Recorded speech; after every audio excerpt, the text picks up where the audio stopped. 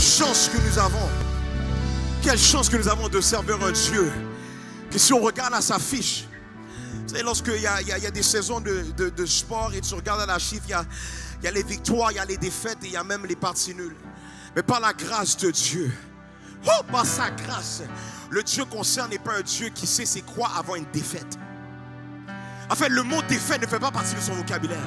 Quelle grâce que nous avons de savoir que nous n'avons pas la foi en quelqu'un qui possiblement va avoir la victoire. Nous avons la foi en celui qui a déjà vaincu toutes choses. Amen, quelqu'un.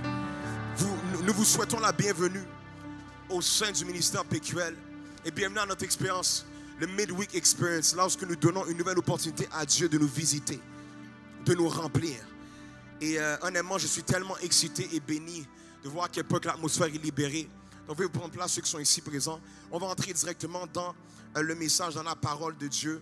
S'il vous plaît, sentez-vous à l'aise de, s'il vous plaît, commenter, de partager, afin que le plus de personnes puissent être ensemble pour entendre cette parole-là. Et pour ceux qui sont présents, s'il vous plaît, supportez-moi parce que j'aurai besoin de vous pour prêcher ce message. Amen, quelqu'un.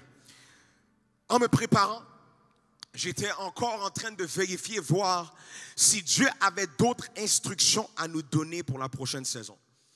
Et en préparation, Dieu va m'amener à comprendre que certainement, il y a ce qu'on appelle des renseignements. Il y a ce qu'on appelle, comme la semaine dernière, des instructions. Il y a ce qu'on appelle des avertissements. Il y a ce qu'on appelle des consignes. Il y a ce qu'on appelle des directives. Mais il y a quelque chose dans la vie qu'on en soit conscient ou pas. On ne peut pas passer par-dessus ceci. Et Dieu a commencé à me parler de ce qu'on appelle des lois. Donc il y a ce qu'on appelle des directives, des instructions, des renseignements, des consignes, des avertissements.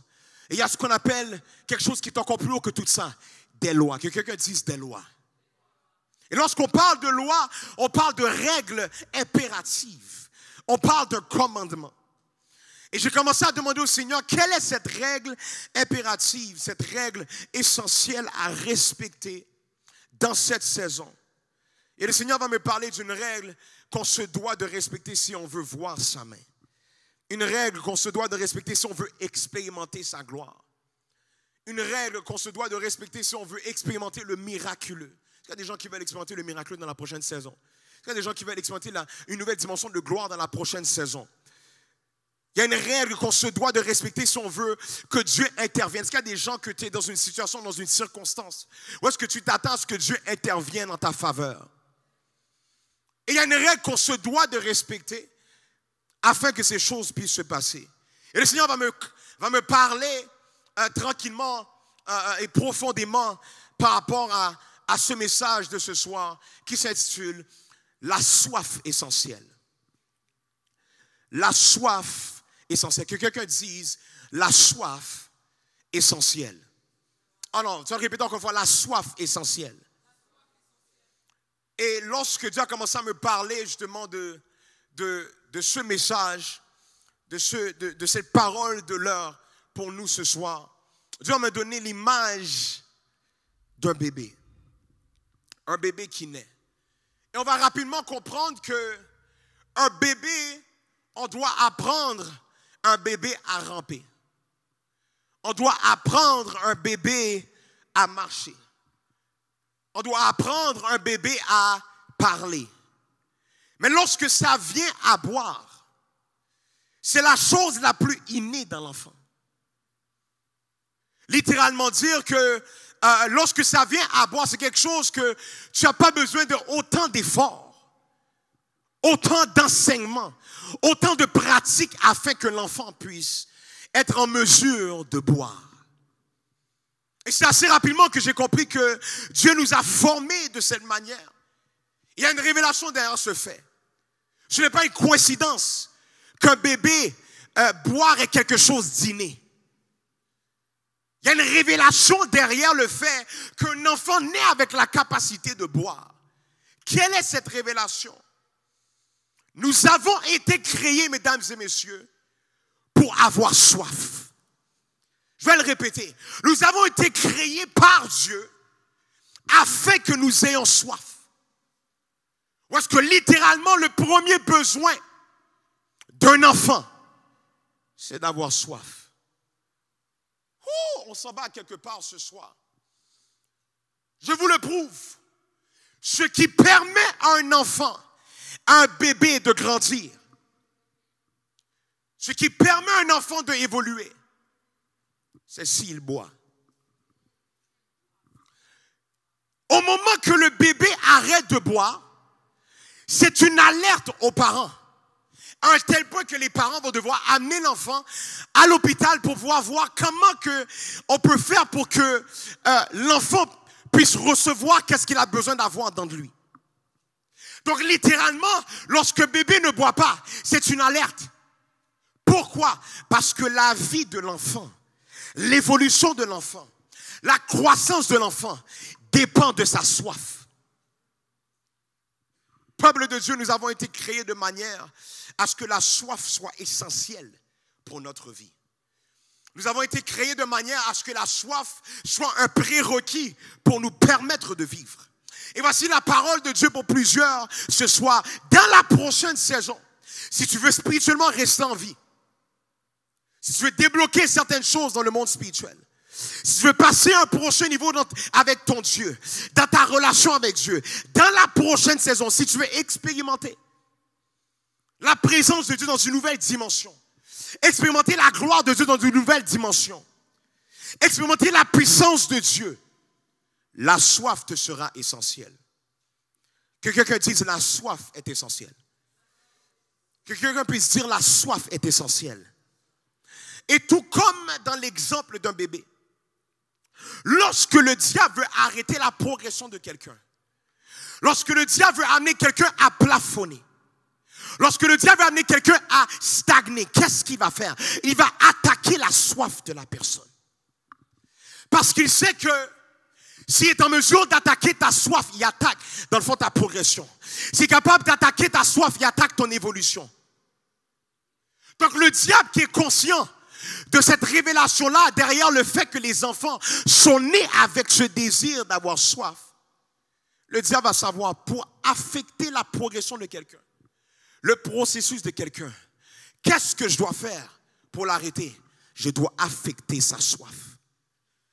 Oh my God, il le sait que c'est une manière de court-circuiter la destinée de quelqu'un. C'est une manière de court-circuiter le miraculeux dans la vie de quelqu'un. C'est une manière d'arrêter la complétion du témoignage de quelqu'un. C'est en amenant la personne à arrêter d'avoir soif. Peuple de Dieu, la soif est essentielle. Alors que quelqu'un écrive dans les commentaires la soif essentielle. La soif essentielle. Que quelqu'un puisse le dire. La soif essentielle. La soif essentielle. Peuple de Dieu, une autre chose que le Seigneur va nous dire dans sa parole, c'est qu'il prend plaisir lorsqu'on vient à lui comme des enfants. Nous sommes appelés à venir à Dieu comme des enfants. Pourquoi? Parce qu'un enfant assoiffé, un enfant assoiffé provoque le parent d'agir. Lorsqu'un enfant a soif, il a la capacité, à cause de sa soif, de provoquer le parent à agir. Je vous parle en connaissance de cause. Peu importe l'heure,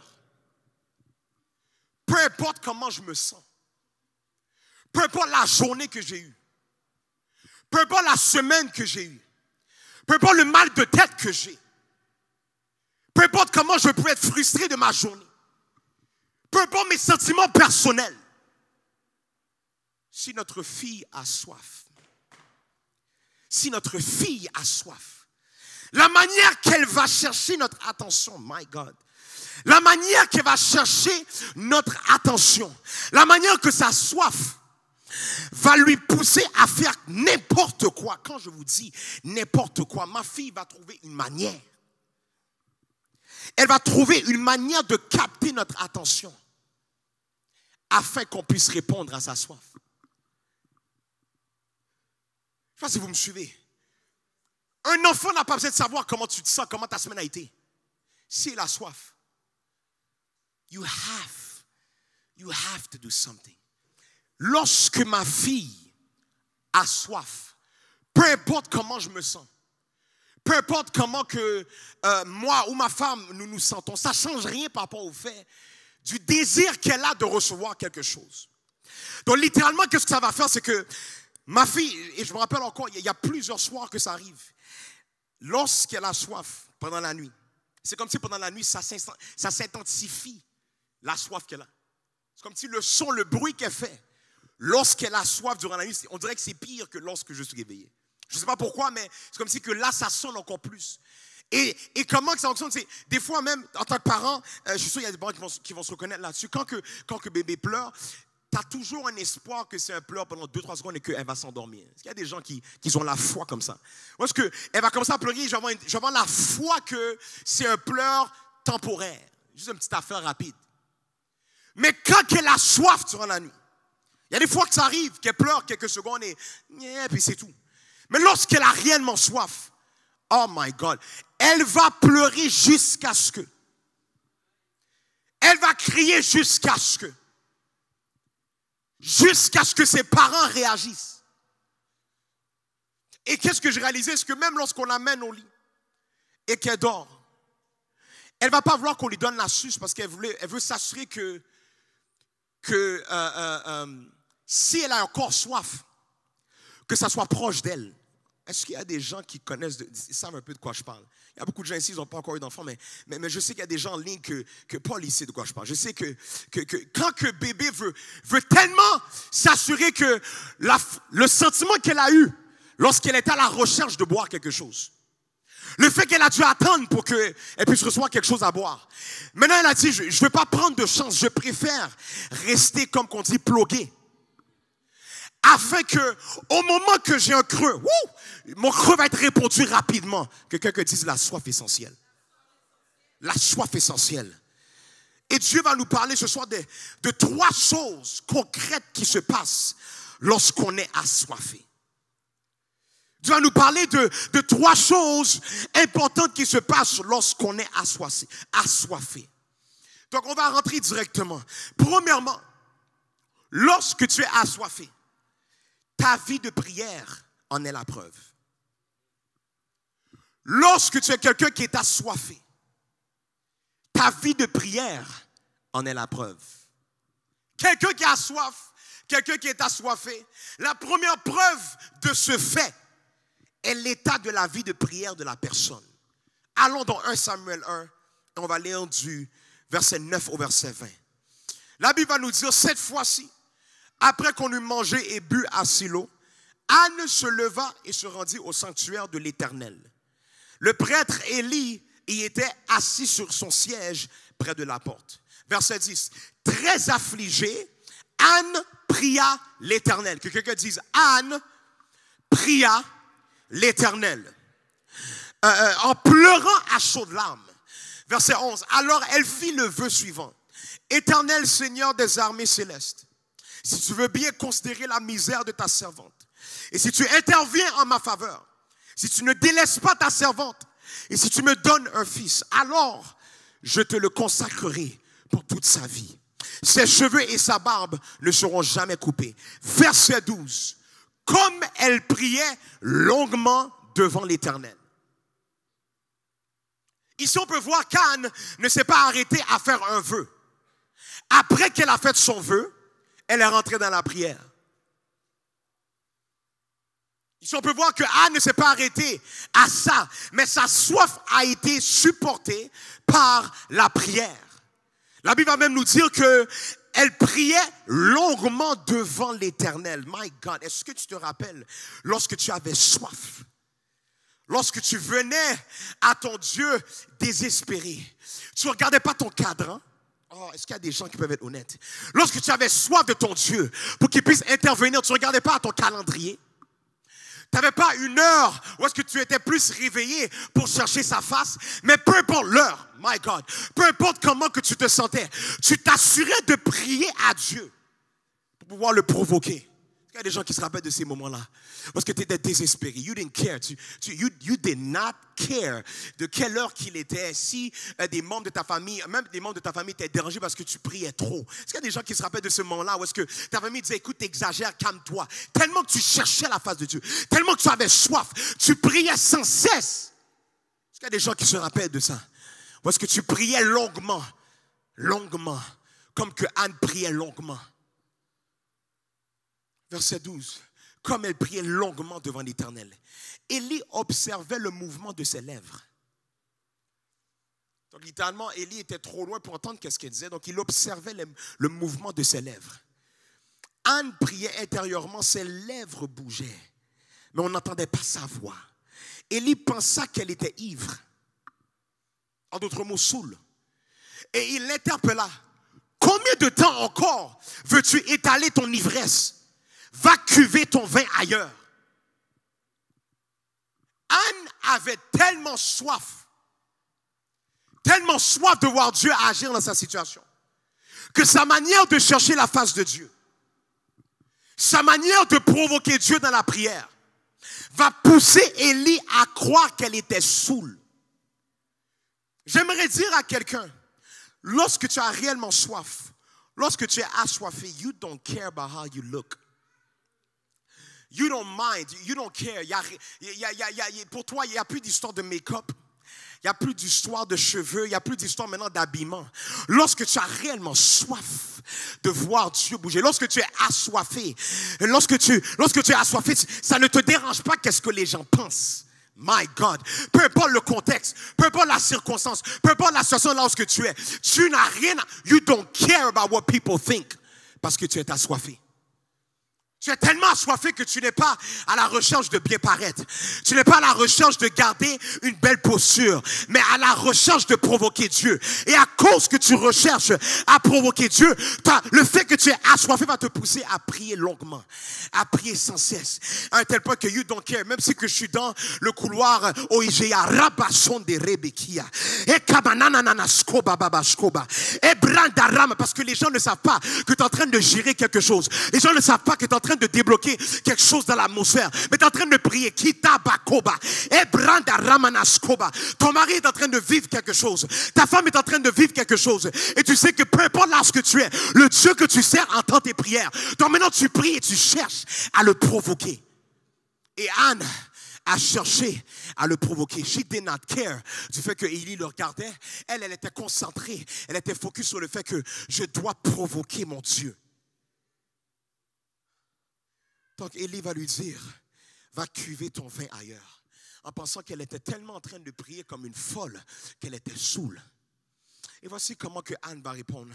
Anne lui répondit, non mon Seigneur, je ne suis pas ivre. Je n'ai bu ni vin ni boisson alcoolisée. Mais je suis très malheureuse et j'ai penché mon cœur devant l'Éternel.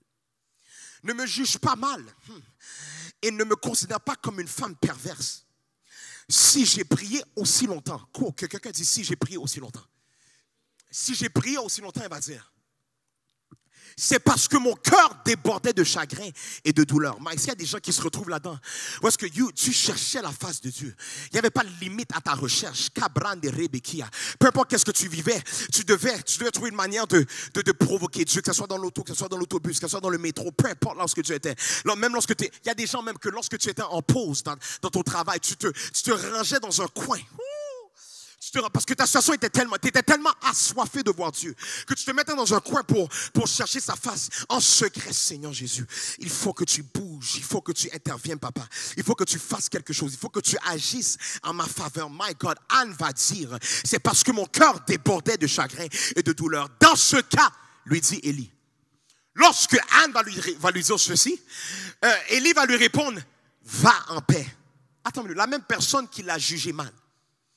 Lorsque Anne va lui répondre du pourquoi de sa prière qui durait longuement, il va dire, va en paix et que le Dieu d'Israël exauce la requête que tu lui as adressée. Laissez-moi vous dire quelque chose, laissez-moi vous garantir quelque chose. La crainte a saisi Élie lorsque Anne va lui répondre. Élie va comprendre que, oh my God, je n'ai pas affaire à quelqu'un qui est folle. J'ai affaire à quelqu'un qui a assoiffé.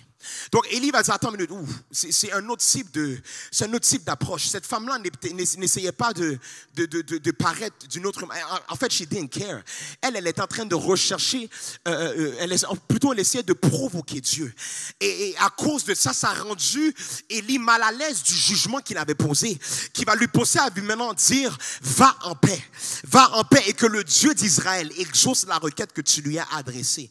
Oh my God, tellement que sa soif, que son niveau de soif était hors norme, que son niveau d'intercession était hors norme. Il va lui dire, va en paix et le Dieu d'Israël va exaucer tes prières. My God. Et la Bible va nous dire dans le verset 19, le lendemain de bon matin, Elkana et sa famille se prosternèrent devant l'Éternel. Puis ils rentrèrent chez eux à Rama. Elkana s'unit à Anne, sa femme, et l'Éternel intervint en sa faveur. Verset 20. Elle fut enceinte. Et au terme de sa grossesse, elle mit au monde un garçon auquel elle donna le nom de Samuel. Dieu a entendu. My God, Samuel veut dire Dieu, que quelqu'un dise Dieu a entendu. Car dit-elle, je l'ai demandé à l'Éternel. Il faut comprendre le contexte. Un homme nommé Elkana était marié à 2 femmes. Que quelqu'un dise 2 femmes. Pénina et Anne. Pénina avait des enfants, mais Anne n'en avait pas. Donc chaque année, Elkana se rendait à Silo pour adorer l'Éternel et pour lui offrir des sacrifices. Lorsqu'il faisait ainsi, il attribuait des parts de viande à sa femme Pénina et à tous ses enfants. Et la Bible nous dit dans le verset 5 du chapitre 1, et il donnait une double part à Anne parce qu'il l'aimait, bien que le Seigneur l'ait empêché d'avoir des enfants. Littéralement, Elkana l'aimait malgré le fait que Anne était incapable d'enfanter. Voici ce qui suit dans le verset 6 et 7. Sa rivale, donc comprenez, Anne et Pénina étaient des rivales. La Bible va nous dire, sa rivale Pénina ne cessait de la vexer pour l'irriter contre Dieu de ce qu'il les rendu stérile. Cela se reproduisait chaque année. Toutes les fois qu'Anne se rendait au sanctuaire de l'Éternel, Pénina l'exaspérait. My God. Alors Anne pleurait et restait sans manger. Il faut comprendre ici que Anne avait toutes les raisons de tout simplement laisser tomber. Imaginez-vous que tu es en train d'aller voir le Seigneur à chaque fois, en train de chercher et prier à chaque fois.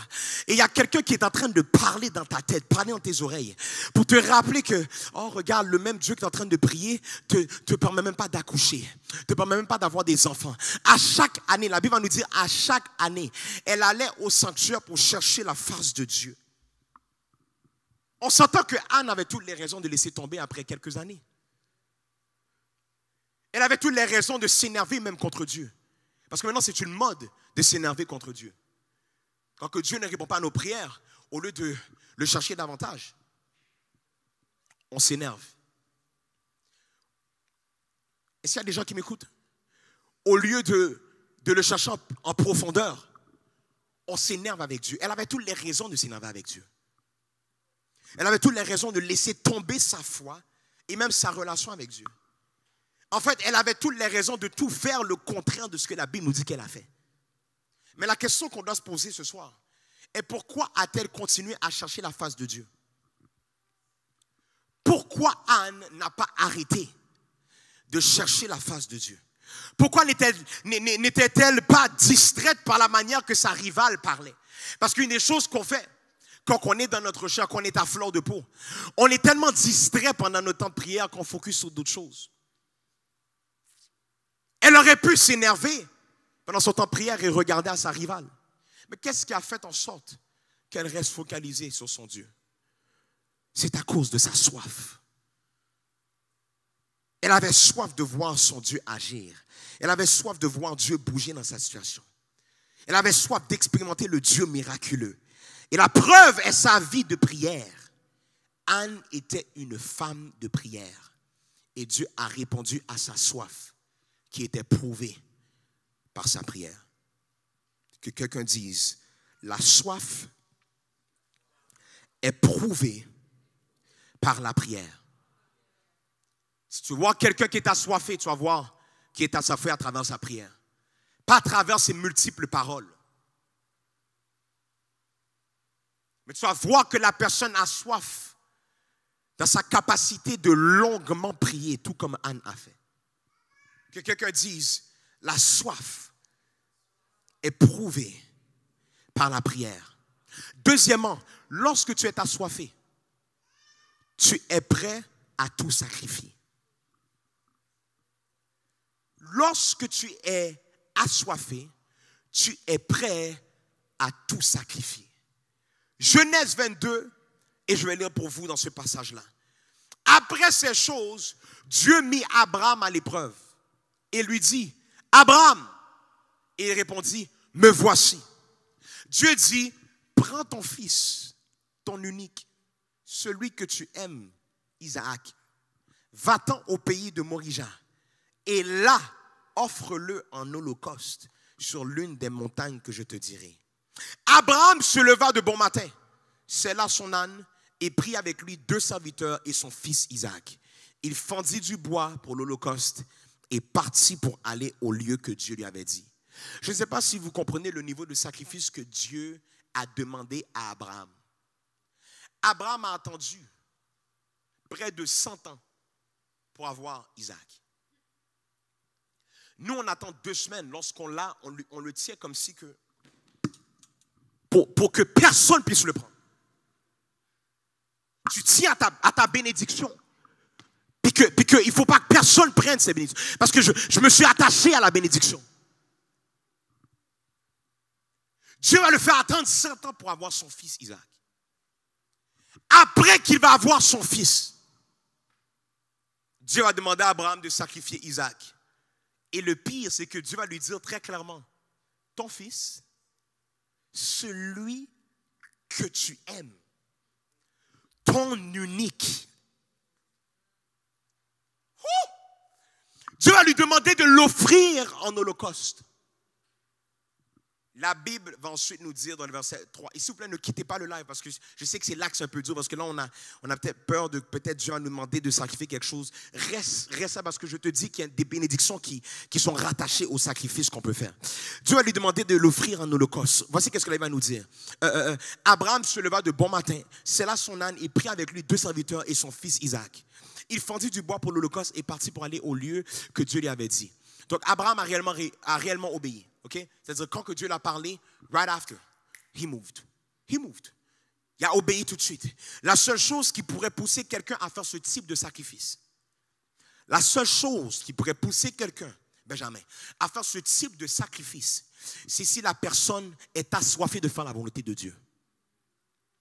La seule raison alors que quelqu'un pourrait aller jusqu'à faire quelque chose comme ça, après 100 années d'attente, Vlad, 100 années, c'est pas 2 semaines, non? C'est pas 3 années. Tu attends pendant 100 ans. Dieu te donne maintenant qu'est-ce que tu as prié pour pendant des années. Dieu opère un miracle, parce qu'on s'entend que c'est quelque chose d'insensé qu'un enfant soit né aussi vieux. Et maintenant, après que l'enfant naît, le même Dieu qui t'a béni, le même Dieu qui t'a donné ces bénédictions, on va te demander sacrifie-le. La seule raison pourquoi quelqu'un irait faire quelque chose comme ça, c'est parce que tu es assoiffé de faire la volonté de Dieu. Genèse 22, verset 4, je continue à lire. Le 3e jour, Abraham, levant les yeux, vit le lieu de loin. Et Abraham dit à ses serviteurs, restez ici avec l'âne. Moi et le jeune homme, nous irons jusque-là pour adorer. Et nous reviendrons auprès de vous. Abraham prit le bois pour l'holocauste et le chargea sur son fils Isaac. Et porta dans sa main le feu et le couteau. Et ils marchèrent tous 2 ensemble. Alors Isaac, parlant à Abraham, son père, et dit, mon père. Et il répondit, me voici mon fils. Isaac reprit, voici le feu et le bois, mais où est l'agneau pour l'holocauste? Il faut comprendre que les gens qu'on est en train de lire dans la Bible, ce n'est pas des super-héros. C'est des êtres humains comme nous. Donc, imaginez-vous la discussion à avoir avec ton fils.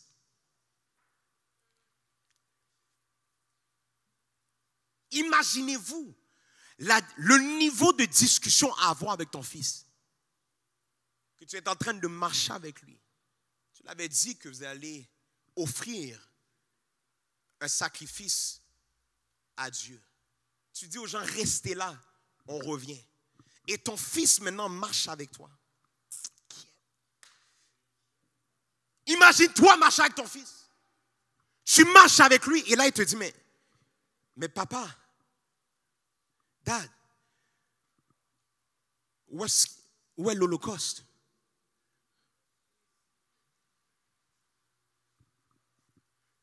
Abraham répondit, mon fils, Dieu se pourvoira lui-même de l'agneau pour l'Holocauste. Et ils marchèrent tous deux ensemble. Donc littéralement, on s'entend que ici, Abraham, bon, je ne veux pas dire qu'il a menti, mais il n'a pas tout à fait dit la vérité. Parce qu'il va répondre, Dieu se pourvoira lui-même de l'agneau pour l'Holocauste.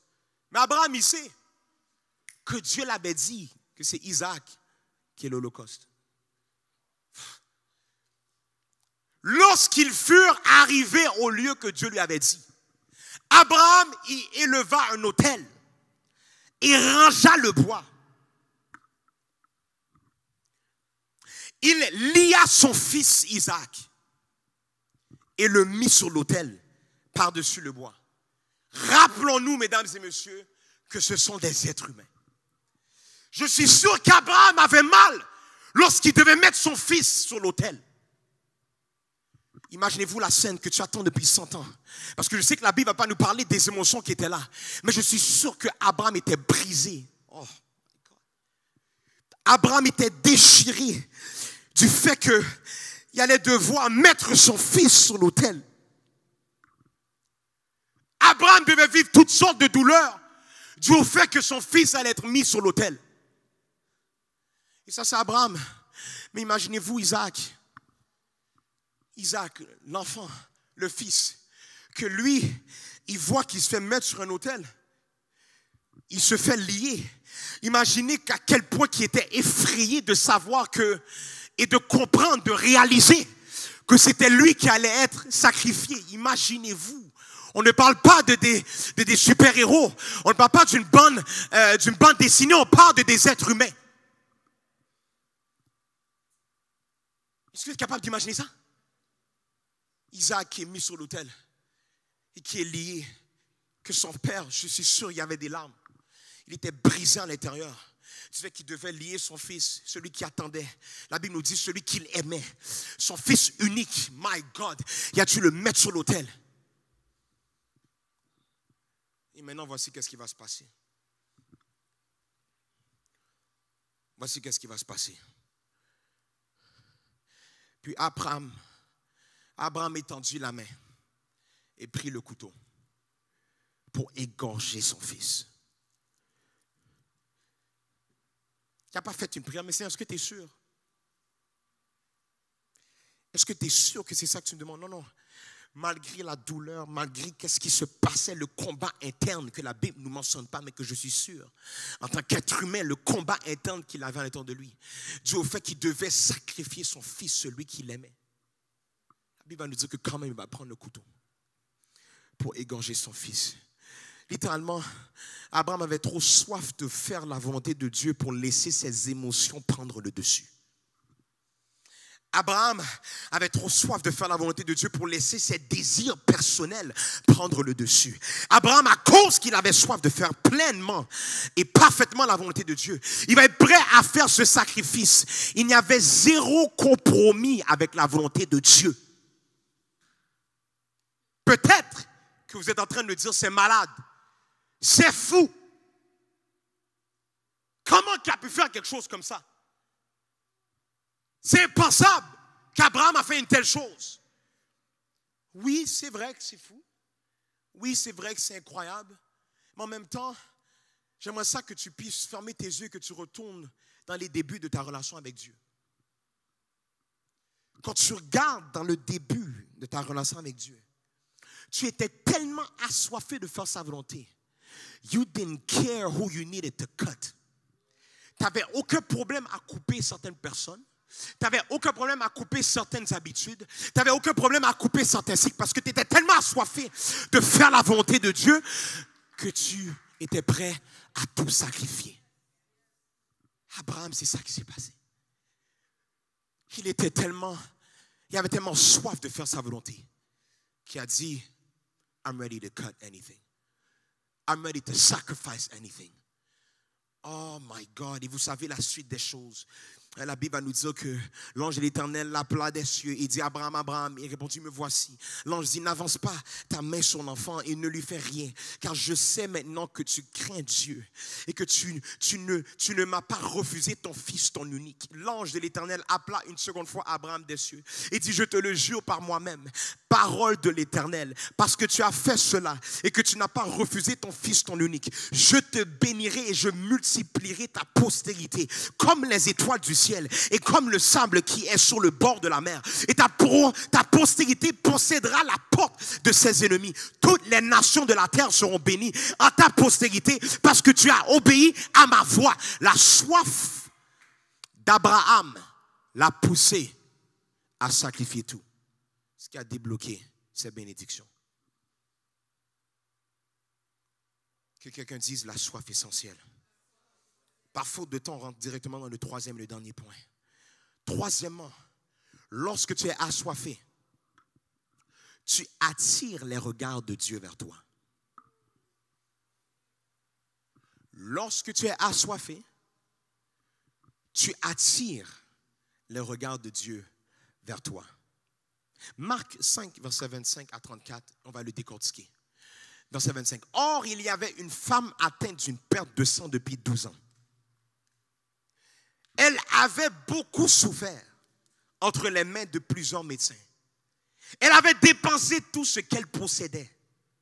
Et elle n'avait éprouvé aucun soulagement. Que quelqu'un dise aucun soulagement. Mais était allée plutôt en empirant. Que quelqu'un dise empirant. Donc littéralement, ça fait 12 ans qu'elle souffre, qu'elle perd du sang. Pendant 12 ans. Et pour moi qui est entouré de femmes, à cause que j'ai des sœurs, des tantes, une femme, une fille, je commence à comprendre quel type de douleur que vous pouvez avoir dans cette semaine-là du mois. Et une des choses qu'il faut maintenant faire le calcul, c'est de faire cette semaine-là fois 52, fois 12. Ça, c'est la douleur que cette femme a eue. Il y a des femmes qui comprennent de quoi on est en train de parler. Donc, littéralement, on parle d'une femme que pendant 12 ans, elle a tout fait pour trouver une solution. Il n'y a absolument rien qui a fonctionné. Il faut comprendre qu'en raison des saignements continus, la femme aurait été continuellement considérée selon la loi juive. Dans ce temps-là, selon la loi juive, on l'aurait considérée comme une nida, qui veut dire une femme menstruée. Et donc, cérémonieusement, on dit que c'est quelqu'un qui est impur. Parce que quand il saignait dans ce temps-là, c'est t'es impur. Donc, pour être considéré comme propre, il fallait que le sang arrête de couler pendant plus de 7 jours. Et c'est après que ça arrête pendant 7 jours, maintenant tu deviens pur. Donc, en raison du saignement constant, cette femme a vécu dans un état continu, selon la loi juive, dans un état d'impureté. Imagine-toi dans une société, play for me. Imagine-toi dans une société que tu es en train de vivre ce type de choses-là. Ça fait 12 ans que tu es là. Et maintenant, tu ne peux pas t'approcher de personne. Parce que quand on te regarde, on dit elle est impure. Tu ne peux pas rester proche d'elle. Quand on te voit, on dit mais non, elle ne peut pas être proche de nous. Elle est impure. Ça, c'était une loi qui était juive. Quand que tu saignais, tu étais vu comme quelqu'un d'impur. Imaginez-vous, elle qui peut-être, on ne sait pas si elle était mariée ou pas. Imagine, tu es marié, maintenant ton mari pendant 12 ans. À cause de la loi, il ne peut pas être proche de toi. Donc tu es non seulement isolé de tout le monde, mais même tes proches ne peuvent pas être proches de toi. Pourquoi? Parce que tu es considéré comme impur. Même son mari a possiblement dû chercher pour du divorce à cause de son état physique. Cette même femme,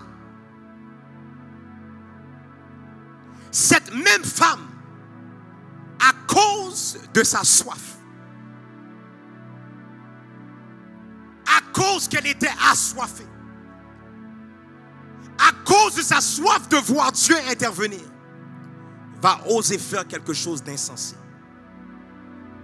Dans un contexte où est-ce qu'il y a une multitude d'hommes qui sont là, qui entourent Jésus. Cette femme de perte de sang de 12 ans, qui était faible, parce que ça faisait 12 ans qu'elle perdait du sang. Il n'y a personne qui perd du sang pendant ce nombre de temps-là, qui est en force. Donc imaginez-vous une femme qui perd du sang, ça fait 12 ans. Elle est faible.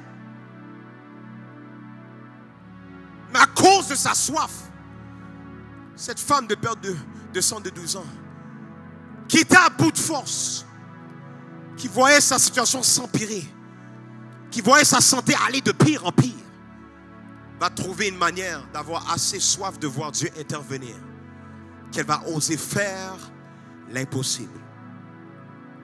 Marc 5, verset 27.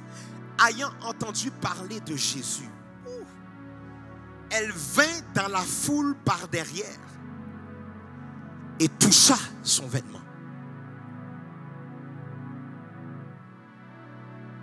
Ayant entendu parler de Jésus, elle vint dans la foule par derrière et toucha son vêtement. Comprenez qu'on parle d'une femme de perte de sang de 12 ans.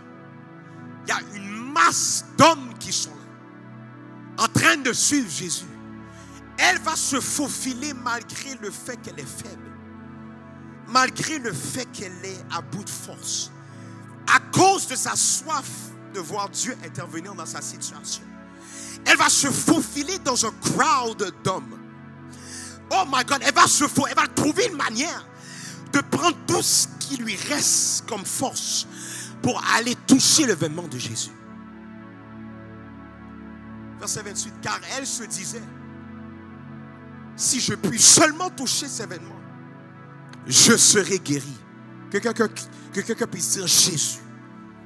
Ah, il faut que tu dises Jésus. Verset 29. Au même instant, la perte de sang s'arrêta. Et elle sentit dans son corps qu'elle était guérie de son mal. Et malheureusement, on arrête justement là. Mais regardez qu'est-ce que la Bible va nous dire après. Jésus connut aussitôt en lui-même qu'une force était sortie de lui. Et se retournant au milieu de la foule, il dit, qui a touché mon vêtement? My God! Jésus va se retourner au plein milieu d'une foule, il va dire, j'ai senti quelque chose qui m'a laissé. Il y a une force qui m'a laissé. Je veux savoir qui a touché mon vêtement. Ses disciples lui dirent, mais Jésus, tu vois la foule qui te presse et tu dis qui m'a touché? Donc littéralement les disciples vont dire, mais je comprends que tu es Jésus. Mais attends une minute là. Regarde la foule, tu demandes qu'on te dise qui t'a touché. Il y a plein de gens qui te touchent. Il y a plein de gens qui sont près de toi. Mais Jésus va reconnaître qu'il y a des gens qui peuvent être là à cause de la religion. Mais il y a des gens qui peuvent être là à cause de leur soif. Il va reconnaître que le toucher de la religion n'est pas le même que celui qui est assoiffé. Et il va dire, mais qui m'a touché? Regardez ça, je dois terminer. Il regardait autour de lui pour voir celle qui avait fait cela. Comment se fait-il que la Bible nous dit qu'il ne va pas poser plein de questions? Il a posé une question, qui m'a touché? Les disciples vont lui parler, il ne va même pas répondre aux disciples. Il va se retourner, il va regarder. Il va voir qu'il y avait une femme qui était assoiffée. Ce n'était pas un homme parce qu'il va dire celle qui avait fait cela. So, il savait, il n'a pas vu la personne toucher le vêtement. Il a pu voir que quelqu'un était assoiffé.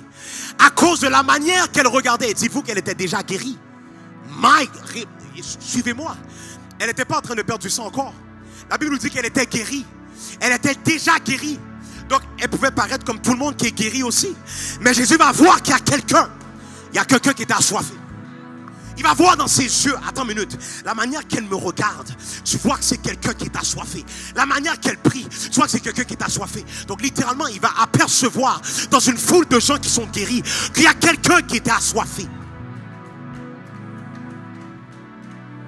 Malgré ce qu'elle vivait. Voici qu'est-ce que la Bible va nous dire.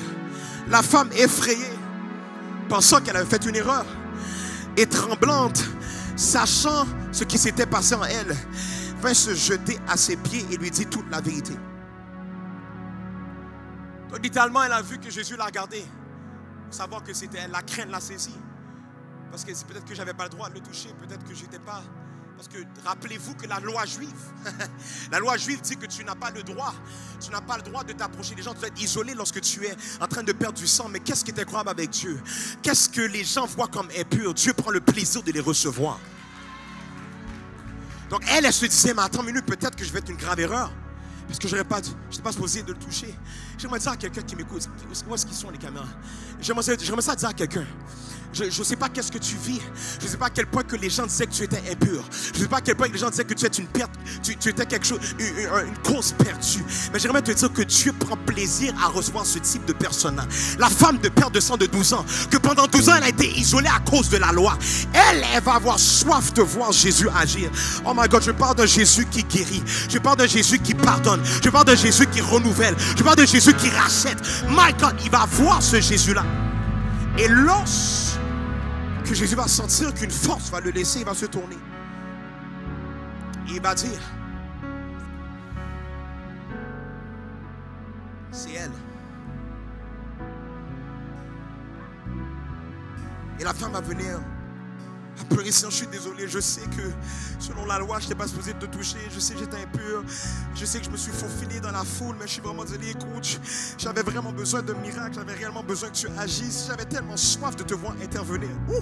Ma soif m'a empêché de rester dans ma situation. Ma soif m'a empêché de rester dans le stagnant. Ma soif m'a empêché de rester confortable dans qu'est-ce que les gens disaient que j'étais. Ma soif m'a pas laissé m'a pas laissé rester dans ce niveau-là. Je devais m'approcher de toi. Parce que je savais que si je pouvais seulement te toucher, ma situation allait être réglée. Et Jésus va lui dire, ma fille, ta foi t'a sauvée. Va en paix et sois guérie de ton mal. Malgré ce qu'elle vivait, elle a eu assez soif de voir Dieu agir dans sa situation, ce qui l'a poussé directement à faire un pas de foi. Oh my God, lorsque Jésus a dit ta foi t'a sauvé, il est en train de dire ta soif t'a sauvé. Et la Bible va nous dire qu'au plein milieu d'une foule, les yeux de Jésus vont se tourner vers qui? Vers elle. Donc non seulement elle n'a pas seulement été guérie, mais Dieu va la repérer parmi une foule. Sa soif a attiré le regard de Dieu, le regard de Jésus. J'aimerais dire à quelqu'un dans cette saison, fais tout ce qu'il faut pour capter l'attention de ton Dieu. Je vais répéter ceci, dans cette saison, tu dois faire tout ce qu'il faut faire pour que tu captes l'attention de ton Dieu. Cette femme avait tellement soif de voir Dieu intervenir qu'elle a fait quelque chose qui a capté son attention, à un tel point qu'au milieu d'une foule, le Seigneur va se tourner vers elle, celle qui avait assez soif pour aller jusqu'à lui pour provoquer son miracle. Que quelqu'un dise la soif essentielle. La soif essentielle. My God, my God, my God, my God. La soif essentielle. La femme avait tellement soif de voir Jésus agir dans sa situation qu'elle a dit, I cannot stay comfortable. I need to go see Jesus. Est-ce qu'il y a des gens qui veulent revenir aller voir Jésus? Oh my God, il y a des gens ici. Ils sont en train de te dire, viens me voir. Fais quelque chose pour me provoquer. Je sais que tu es tanné de ta situation, mais il faut que tu aies assez soif de faire quelque chose qui va capter mon attention. Ce message est pour pousser quelqu'un à sortir de sa zone de confort. À vraiment marcher en tant que quelqu'un qui est assoiffé et provoquer Jésus d'agir. La soif essentielle. La soif essentielle. La soif essentielle. La soif essentielle. Plusieurs personnes qui m'écoutent ce soir. J'aimerais te dire quelque chose. Tu n'es pas fatigué parce que tu es attaqué. Tu n'es pas frustré parce que tu es attaqué par le diable. Tu te sens comme que tu te sens parce qu'il est l'heure pour toi de boire. Ce n'est pas à cause que tu es attaqué par le diable que tu te sens comme que tu te sens. Ce n'est pas à cause que tu es oppressé que tu te sens comme que tu te sens. Mais c'est à cause que tu as soif. Il est l'heure d'aller vers Jésus afin qu'on puisse avoir une réponse à notre soif. L'heure est arrivée pour toi de retrouver ta soif. Oh my God. Il y en a qui m'écoutent. Tu as fait trop de temps loin de ton Dieu. Tu as fait trop de temps loin de la présence de Dieu. Tu as fait trop de temps à négocier avec ta soif spirituelle. Mais l'heure est arrivée pour toi de retrouver ta soif. Plusieurs ici, ton futur dépend de ta soif. Plusieurs ici, cette prochaine saison dépend de ta soif. Plusieurs ici, ton miracle dépend de ta soif. Plusieurs ici, l'intervention de Dieu dépend de ta soif. Plusieurs ici, la victoire de ton prochain combat dépend de si tu vas prendre le temps de te ressourcer. Oui, de te ressourcer. J'aimerais dire à quelqu'un que peu importe ton métier, peu importe ton statut, peu importe que tu sois un athlète, que tu sois un médecin, que tu sois un comptable, que tu sois un étudiant, peu importe, une des choses que j'ai réalisées, c'est qu'il n'y a absolument personne sur la terre qui peut négocier ou même gagner un combat contre l'hydratation. Il est impossible pour toi de gagner le combat contre l'hydratation. Donc littéralement, c'est impossible pour toi de gagner ce combat-là. Si tu es assoiffé, il faut qu'il y ait quelque chose qui se passe. Tu ne peux pas rester trop longtemps sans boire de l'eau. Tu peux faire beaucoup de temps sans manger. Mais sans boire de l'eau, tu n'as pas beaucoup de temps que tu peux faire sans boire de l'eau. C'est une loi céleste, comme que j'ai dit au début du service. C'est une loi spirituelle. Tu ne peux avancer sans cette soif essentielle. Tu ne peux conquérir sans cette soif essentielle. Tu ne peux passer à la prochaine étape sans cette soif essentielle. Tu ne peux t'attendre à voir Dieu sans cette soif essentielle. Tu ne peux t'attendre à expérimenter la gloire de Dieu, une nouvelle dimension de la puissance de Dieu sans cette soif essentielle. L'heure est arrivée pour toi de retrouver ta soif, parce qu'elle est essentielle afin que Dieu puisse bouger dans ta situation. Père Céleste, merci Papa.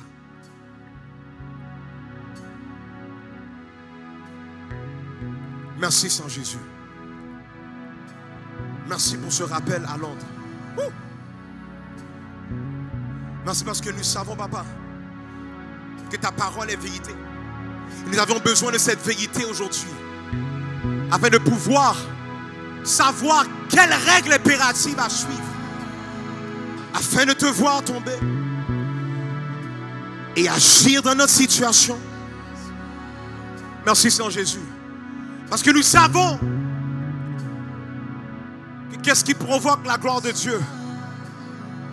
Qu'est-ce qui provoque une intervention divine? C'est la soif. Et Seigneur Jésus, nous voulons retrouver cette soif. Lève tes mains dans ce que tu es. Lève tes mains dans ce que tu es. Hier, tu as chanté ce chant. J'ai soif. J'ai soif. J'ai soif.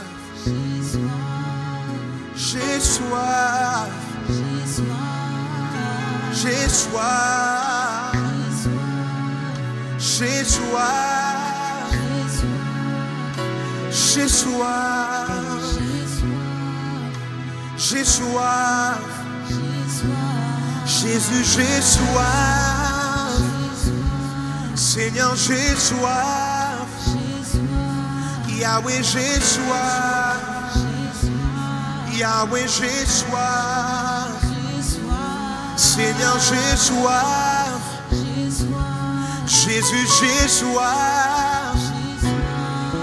J'ai soif. Enlève-toi lorsque tu es. J'ai soif. Ah non, tes yeux, lève-toi. C'est Jésus, j'ai soif. J'ai soif.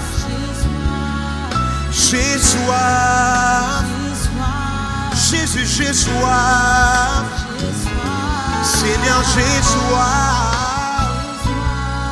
J'ai soif.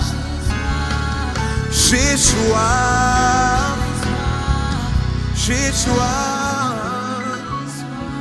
Jésus, j'ai soif. Jésus, j'ai soif. Jésus, j'ai soif. Jésus, j'ai soif. Yahweh, j'ai soif. Jéhovah, j'ai soif. Yeshua, j'ai soif. Oh, j'ai soif. Oh, j'ai soif. Oh, j'ai soif. Papa, j'ai soif. Abba, j'ai soif. J'ai soif de te voir. J'ai soif de toi. Je veux juste toi. Papa, j'ai soif. Seigneur Jésus, merci papa. Merci pour ce message papa. Merci Seigneur Jésus parce que nous savons maintenant que cette clé papa est essentielle. Afin de te voir agir, afin de rentrer dans une nouvelle dimension de gloire, une nouvelle profondeur dans notre relation avec toi. Nous avons besoin, papa, de continuellement protéger notre soif, de continuellement rester assoiffé, papa, de ne jamais être satisfait, papa, mais de continuellement avoir soif de plus. Ça permet-nous d'avoir la sagesse pour protéger notre soif, pour sécuriser notre soif, papa, dans cette saison, la saison qui s'en vient. Avec ce déconfinement progressif, ça nous permet-nous de toujours marcher dans la crainte et faire attention de ne pas perdre cette soif que nous avons eue à cause de ce confinement. Merci Saint Jésus pour ce message. C'est au nom de Jésus que nous t'avons entendu aujourd'hui. Amen quelqu'un.